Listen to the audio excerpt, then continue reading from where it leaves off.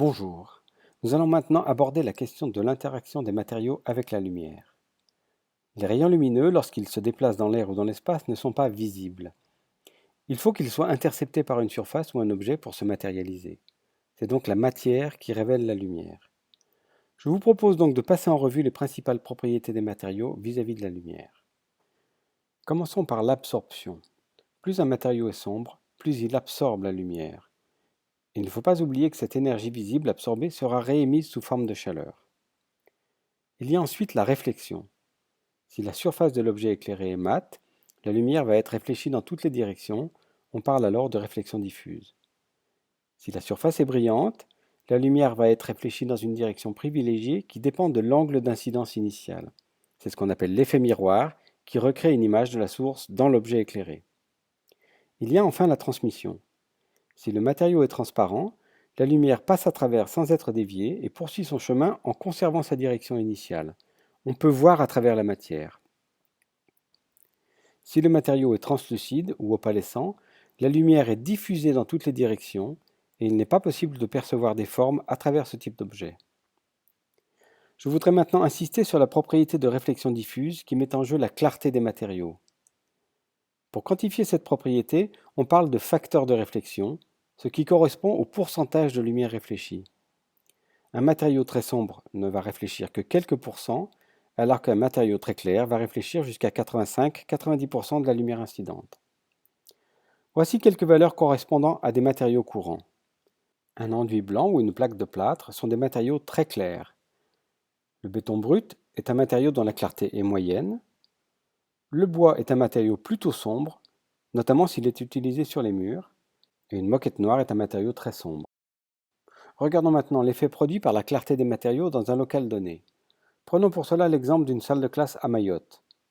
Sur l'image de gauche, toutes les parois sont traitées en bois sombre. Sur l'image de droite, le plafond et les murs de la pièce sont blancs et le sol est traité en bois clair. L'impression visuelle est très différente dans les deux cas.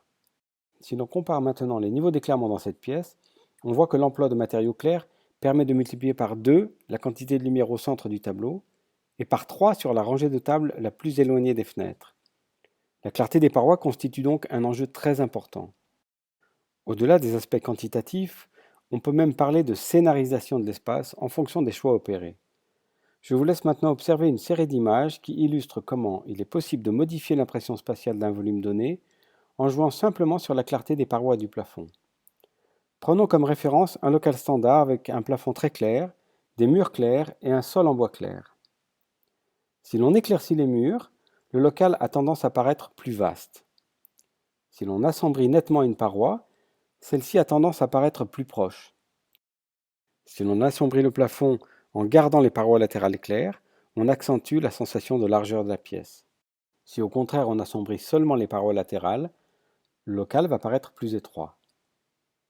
Si on assombrit le plafond, on donne l'impression que celui-ci est plus bas. Et si l'on assombrit toutes les parois, cela augmente le contraste avec les fenêtres et donne l'impression que le local est plus compact. Enfin, en privilégiant la clarté d'une seule des parois du local, on va avoir tendance à focaliser l'attention sur celle-ci. Ces exemples illustrent l'impact de la clarté des matériaux sur la sensation spatiale. Pour finir, j'aimerais vous montrer l'influence d'un système de lames extérieures. Tout d'abord des lames claires, qui réduisent sensiblement la quantité de lumière disponible et donnent un caractère très introverti au local, puis des lames sombres, qui accentuent encore ce phénomène. Dans ce cas, l'influence de la lumière est extrêmement réduite et l'éclairage artificiel devient indispensable. Enfin, pour terminer, j'aimerais vous parler de l'effet produit par la teinte des vitrages. Un vitrage neutre, gris, va seulement absorber la lumière. Un vitrage de teinte bleue va non seulement réduire la quantité de lumière disponible, mais aussi donner une ambiance plus froide, alors qu'un vitrage de teinte brune va renforcer au contraire l'impression de chaleur. Voilà, j'espère que ces informations vous auront convaincu de l'importance que l'on doit accorder au choix de la clarté et de la teinte des matériaux, non seulement pour des questions quantitatives, mais aussi sur le plan qualitatif.